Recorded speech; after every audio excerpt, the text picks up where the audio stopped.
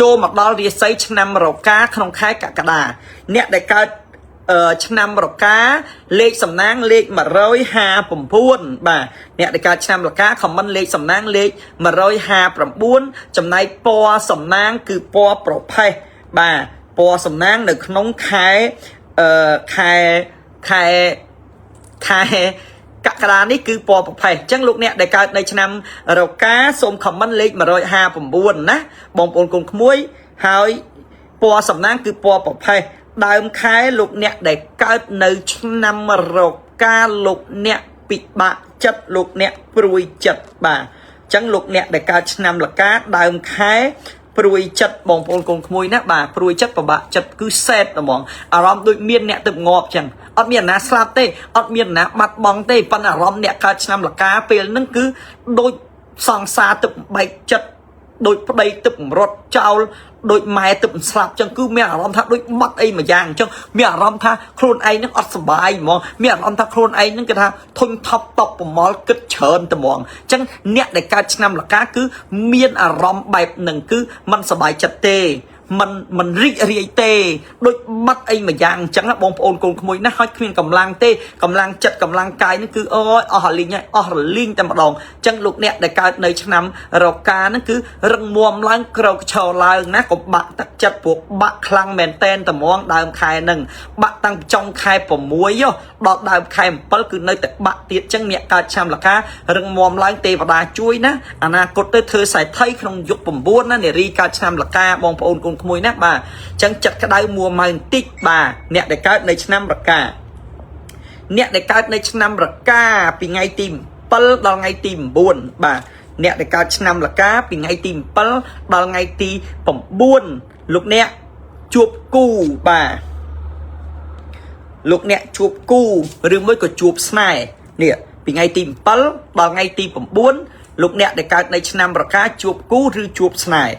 ប៉ុន្តែគូនឹងមិនមែនជាគូពិតទេស្នេហ៍នឹងក៏មិនមែនជាស្នេហ៍ពិតដែរប៉ុន្តែគ្រាន់តែកំដរអារម្មណ៍បាទអញ្ចឹងពីថ្ងៃទី7ដល់ថ្ងៃទី9លោកអ្នកដែលកើតនៅឆ្នាំលកាជួបគូជួបស្នេហ៍នេះស្នេហ៍កំដរអារម្មណ៍គូមិនមែនគូពិតប៉ុន្តែជួបសិនហើយបាទព្រោះវាពិបាកចិត្តពេកវាស្មុគស្មាញពេកវាមានឧបសគ្គចូលមកច្រើនពេកវាមានរឿងអញញ៉ៃពេកអញ្ចឹងឲ្យវាជួបប្រុសស្នេហ៍ទៅជួបស្រីស្នេហ៍ទៅដោយវាមិនបានអីក៏បានលួងលោមទឹកចិត្តយើងដែរប៉ុន្តែប្រយ័ត្នប្រយែងប្រយ័ត្នគេបោកចិត្តបាទអញ្ចឹងអត់មានបោកលុយទេបោកចិត្តអញ្ចឹងពីថ្ងៃទី7ដល់ថ្ងៃទី9ជួបស្នេហ៍ប៉ុន្តែស្នេហ៍មិនពិតប៉ុន្តែស្នេហ៍កំដរអារម្មណ៍ណាស្នេហ៍មួយគ្រាអញ្ចឹងសែតឲ្យយកសិនទៅចាំគិតទៀតណាបាទមិនខ្វល់ទេអ្នកកើតឆ្នាំលកាគ្មានអាណានិយាយដើមថាយើងនឹងចិត្តសាវ៉ាហើយក៏គ្មានអាណានិយាយដើមថាយើងចិត្តយើងមិនល្អដែរពីព្រោះថាវាជួបនៅរឿងនឹងច្រើនហើយអញ្ចឹងបើគេបោកអញមកជីវិតទៅស្នេហានឹងឲ្យអញនឹងបានបោកគេម្ដងមើលហ៊ានធ្វើមនុស្សក្បត់ចិត្តម្ដងមើលអ្នកកើតឆ្នាំលកាធ្វើមិនបានទេប៉ុន្តែហ៊ានធ្វើណាបើគេមិនបោកយើងបោកគេណាស្មាតទោះបើយើងមិនបោកគេក៏គេបោកយើងដែរស្នេហានឹងខំស្រឡាញ់គេចង់ងាប់ខំដាក់ចិត្តលើគេចង់ងាប់ដល់ពេលលទ្ធផលចុងក្រោយគឺគេបោះយើងចោលអញ្ចឹងអញបោះឲ្យយើងបានមុនកុំឲ្យឯងបោះអញយល់ទេបាទអញ្ចឹងពីថ្ងៃទី7ដល់ថ្ងៃទី9ហ្នឹងបើមានស្នេហាកុំយកចិត្តទុកដាក់បើវាមកញ៉ែយើងក៏ញ៉ែវាវិញទៅហើយយើងត្រូវប្រាប់ខ្លួនឯងថាអានឹងមិនមែនគូអញទេអញ្ចឹងអញញ៉ែលេងយល់ទេដើម្បីកំដរអារម្មណ៍ណាបងប្អូនកូនក្មួយណាប្រយ័ត្នប្រយែងអ្នកដែលកើតឆ្នាំលកាដដែលកូនចៅប្រុសស្រីពីថ្ងៃទី7ដល់ពីថ្ងៃទី14ដល់ថ្ងៃទី16លោកអ្នកមានកាដូបាទពីថ្ងៃ14ពីដល់ថ្ងៃទី16លោកអ្នកដែលកើតឆ្នាំលកាហ្នឹងគឺមានកាដូហ្នឹងកាដូពីអ្នកណាខ្ញុំមិនដឹងទេព្រោះជើងលេខគេអត់បានបញ្ជាក់ថាអ្នកដែលកើតនៅឆ្នាំរកាហ្នឹងគឺត្រូវបានកាដូពីណាយើងអត់បានដឹងទេប៉ុន្តែយើង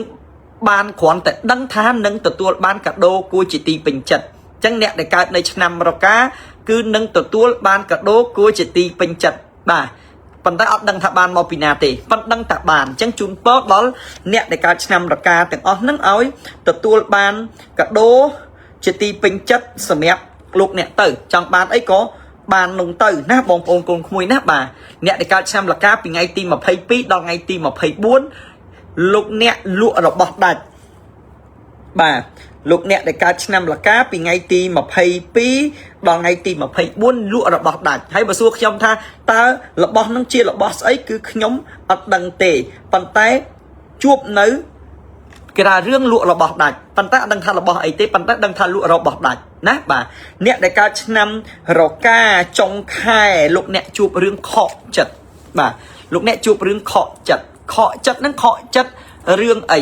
រឿងស្អីក៏ដោយគឺជារឿងខកចិត្តព្រោះថាការលះបង់របស់យើងហ្នឹងគឺយើងថាលះបង់ទៅឲ្យរឿងហ្នឹងវាចប់ហើយខំទុកចិត្តវាខំស្រឡាញ់វាខំផ្ដល់ឱកាសឲ្យវាដល់ពេលលទ្ធផលចុងក្រោយគឺវានឹងធ្វើឲ្យយើងខកចិត្ត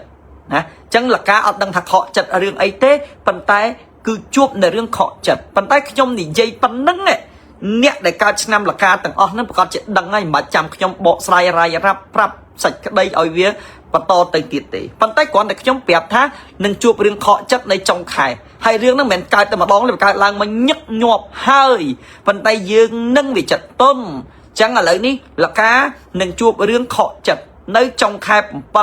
ន្តែជួបរឿងអីខ្ញុំមិនដឹងទេចាំមើលតាមដំណើរនឹងតទៅទៀតទៅបងប្អូនក្រុមក្មួយណាបាទហើយអ្នកដែលកើតឆ្នាំលកាទាំងអស់ខមមិនលេខសំណាងបងប្អូនគឺលេខ159ហើយស្អែកពាក់ឲ្យពណ៌ប្រផេះលោកអ្នកនឹងមានលៀបលោកអ្នកនឹងមានសំណាងលោកអ្នកនឹងកាក់កបលោកអ្នកដែលកើតឆ្នាំលកាយើងឃើញហ្នឹងមករយៈនេះអត់សบายចិត្តទេមករយៈនេះស្មុគស្មាញណាស់មករយៈនឹងជួបរឿងកើតទុកច្រើនណាស់មករយៈនឹងជួបបញ្ហាជួបរឿងមិនល្អច្រើនបើចឹងអ្នកដែលកើតឆ្នាំលកាបើចង់ឲ្យអារម្មណ៍នឹងល្អបើចង់ឲ្យសบายចិត្តបើចង់ឲ្យរីករាយណាលោកអ្នកខ្ញុំបានរៀបចំនៅខ្សែដៃដ៏ស័ក្តិសិទ្ធិនេះជូនដល់លោកអ្នកបាទនេះគឺជាខ្សែដៃស័ក្តិសិទ្ធិខ្សែដៃខ្លាចក្រាត្បូង8ធាតុសម្រាប់លោកអ្នកយ៉ាងពិសេសឆ្នាំរកាកាលណាតែជាវនៅខ្សែដៃខ្លាចក្រាត្បូង8ធាតុនេះយកទៅប្រើយកទៅពាក់គឺលោកអ្នកនឹងនាំលៀបនាំសំណាងលោកអ្នកនឹងហេងលោកអ្នកនឹងកាក់កបអញ្ចឹងខ្សែដៃខ្លាចក្រាត្បូង8ធាតុនេះសម្រាប់លោកអ្នកប្រុសស្រីដែលកើតនៅឆ្នាំលកាលោកអ្នកអាចជាវនៅខ្សែដៃយកទៅពាក់ឲ្យរាសីឡើងពាក់ឲ្យកាក់កបពាក់ឲ្យជោគជ័យចម្រើនរុងរឿងឧត្តមឧត្តមធ្វើឲ្យយើងនឹងលក់ដូរដាច់រស់ស៊ីមានបានការពារខ្មាំងសត្រូវខ្មោចព្រាយបិសាចធ្វើឲ្យចិត្តត្រជាក់លុយចូលអញ្ចឹងកូនចៅទាំងអស់ដែលកើតនៅឆ្នាំលកាជាវនៅខ្សែដៃនេះយកទៅពាក់ខ្ញុំថែមនៅយ័ន្តដ៏ស័ក្តិសិទ្ធិនេះជូនដល់លោកអ្នកយ័ន្តដ៏ស័ក្តិសិទ្ធិនេះគឺយ័ន្តមហាលៀបមហាសំណាងសម្រាប់បងប្អូនដែលកើតនៅឆ្នាំលកានេះជាវយកទៅពាក់ខ្សែដៃថែមយ័ន្តដ៏ស័ក្តិសិទ្ធិនេះបាទអញ្ចឹងលោកអ្នកជាវនៅយ័ន្តនេះយកទៅប្រើទៅហើយបើអ្នកដែលកើតនៅឆ្នាំលកាទៀតសោតចង់ឲ្យនៅក្នុងផ្ទះហ្នឹងមានហុងស៊ុយល្អចង់ឲ្យនៅក្នុងផ្ទះហ្នឹងមានលុយហូរចូលចង់ឲ្យក្រុមគ្រួសារហ្នឹងមានសុខសប្បាយមានហុងស៊ុយមានងៅហេងធ្វើអីបានកាក់កបបងប្អូនដែលកើតនៅឆ្នាំលកានេះគួរតែជាវឈុតយ័ន្តប្រមូលទ្រព្យឈុតយ័ន្តសេដ្ឋីពីលោកគ្រូមហាជុំយកទៅដាក់នៅក្នុងផ្ទះគឺនឹងជួយឲ្យអ្នកដែលនៅក្នុងផ្ទះរបស់យើងនឹងល្អមានហុងស៊ុយអញ្ចឹងឈុតយ័ន្តប្រមូលទ្រព្យឈុតយ័ន្តហុងស៊ុយនេះគឺប្រកែស័ក្តិសិទ្ធិណាបងប្អូននេះគឺជាយ័ន្តប្រប៉ែដ៏ស័ក្តិសិទ្ធិសម្រាប់បងប្អូនកូនក្មួយយកទៅដាក់នៅក្នុងផ្ទះគឺនឹងនាំលៀបនឹងនាំសំណាងនឹងហេងនឹងកាក់កបអញ្ចឹងយ័ន្តប្រប៉ែនេះកាលណាយើងយកទៅដាក់ក្នុងផ្ទះគឺកាលណាបិទជាប់នឹងផ្ទះធ្វើឲ្យយើងមានហុងស៊ុយធ្វើឲ្យយើងលុយចូលធ្វើឲ្យយើងអារម្មណ៍ល្អចិត្តត្រជាក់ណាកាត់ឆុងលើករាសីហើយឈុតនេះគឺមាននៅយ័ន្តបងប្អូនយ័ន្តនេះគឺជាយ័ន្តដ៏ស័ក្តិសិទ្ធិគឺជាយ័ន្តសម្រាប់យើងផងទាំងពួងយកទៅក្រាលពីមុខជំនាងផ្ទះយកទៅក្រាលពីមុខជំនាងផ្ទះដើម្បីយើងដាក់សែននៅរបស់របរកាលណាយើងមានយ័ន្តនេះយកទៅក្រាលនៅមុខជំនាងផ្ទះទី1យើងបានកម្រាលសម្រាប់សែនផងទី2យ័ន្តនេះគឺក្រាលនៅមុខជំនាងផ្ទះធ្វើឲ្យជំនាងផ្ទះមានថាមពលជួយឲ្យយើងមានហុងស៊ុយលក់ដូរដាច់រកស៊ីមានបានកាក់កបឈ្នះអស់មាសត្រូវណាកែពីរឿងអាក្រក់ទៅជារឿងល្អអញ្ចឹងឈុតសៃថៃនេះបងប្អូនជាយកទៅដាក់ទៅខ្លាយទៅជាសៃថៃហេងកាក់កបហើយអញ្ចឹងមានយ័ន្តហើយនឹងមានកម្រាលយកទៅប្រើទៅគឺជោគជ័យរីកចម្រើនបងប្អូនចង់បានអាចជាវបានឆាតចូលពេកឬមួយក៏តំណតំណងតាម Telegram 07 29 29 38 099 ខ្សែកុដ8637ណាចង់បានប្រញាប់ជាវទៅព្រោះយើងមានតិចណាស់ឈុតយ័ន្តខ្សែថៃនេះបងប្អូនណាបាទអញ្ចឹងលោកអ្នកទាំងឡាយទាំងពួងសូមលោកអ្នកដែលកើតនៅឆ្នាំលកាខមមិនលេខសំណាងលេខ159ចំណែកពណ៌សំណាងគឺពណ៌ប្រផេះហេងទាំងអស់គ្នាកាក់កបទាំងអស់គ្នាជោគជ័យទាំងអស់គ្នា